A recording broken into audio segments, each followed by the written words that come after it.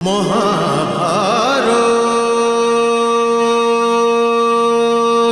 তো মাথায় এটা কিছুতেই আসছে না যে হস্তিনাপুরকে তার যুবরাজ দেওয়াতে এত বিলম্ব কেন। এটা তো কোনো সাধারণ সমস্যা নয় জ্যেষ্ঠ তাতস্বী।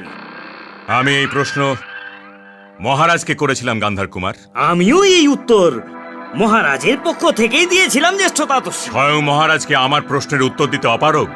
আপনার প্রতি ওনার শ্রদ্ধাই ওকে এরকম করতে বাধা দিচ্ছে। আর আপনি এও ভুলে যাচ্ছেন যে আপনাকে আপনারই অঙ্গীকারের বন্ধনে হস্তিনাপুরের রাজ সিংহাসনের সাথে বেঁধে রেখেছে জ্যেষ্ঠ তাতস্বী। পরিণাম হলো যে আপনি কেবল হস্তিনাপুরের নরেশের সঙ্গই দিতে পারেন, ওনাকে কোনো প্রশ্ন করতে পারেন না। আমার দেওয়া সমস্ত অঙ্গীকার আমার মনে আছে গান্ধার কুমার, আর আমার এটাও মনে আছে যে আমি কোন অঙ্গীকার কাকে দিয়েছিলাম। আপনার নিষ্ঠার বিষয়ে আমার এটা জানা নেই ওটা কার জন্য আছে, কিন্তু আমার নিষ্ঠা হস্তিনাপুরের রাজ্য আর রাজ সিংহাসনের প্রতি আছে। আর আমার অটল বিশ্বাস আছে যে মহারাজের আমার নিষ্ঠার ওপর সম্পূর্ণ ভরসা আছে। আপনি কি বলছেন জ্যেষ্ঠ তাতশ্রী? আপনি আদেশ দিন। আদেশ দেওয়াটা আমার কাজ নয় বৎস। তুমি হস্তিনাপুরের নরেশ, হস্তিনাপুরকে যোগ্য যুবরাজ দেওয়া তোমারই কর্তব্য। আর এই সিদ্ধান্ত নেবার সময় এ বিষয়ে নজর রাখবে পুত্র, যে রাজনীতির আধার পুত্র কল্যাণ নয়, জনকল্যাণ।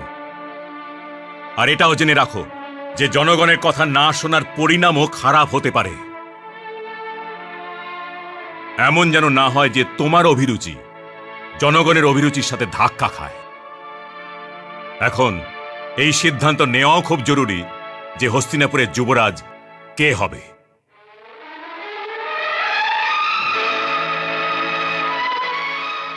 ভ্রাতা শকুনি, জ্যেষ্ঠ তাতশ্রী কি এটাই বলে গেলেন যে আমি যদি দুর্যোধনকে যুবরাজ ঘোষণা করি তাহলে রাজ্যে বিদ্রোহ শুরু হয়ে যাবে? উনি এটা বলে যাননি, আদেশ দিয়ে গেলেন। উনি এটা হুমকি দিয়ে গেলেন মহারাজ। তোমার কথা আমি মানছি না, তোমার এই কথা আমি মানতেই পারছি না। জ্যেষ্ঠ তাতশ্রী তো হুমকি দেওয়া পছন্দই করেন না। উনি তো আমাদের এই শিক্ষা দিয়েছেন যে হুমকি দেওয়া কাপুরুষের কাজ। আর এই দৃষ্টিহীন ধৃতরাষ্ট্র এতটা তো বুঝতেই পারে যে উনি কাপুরুষ নন।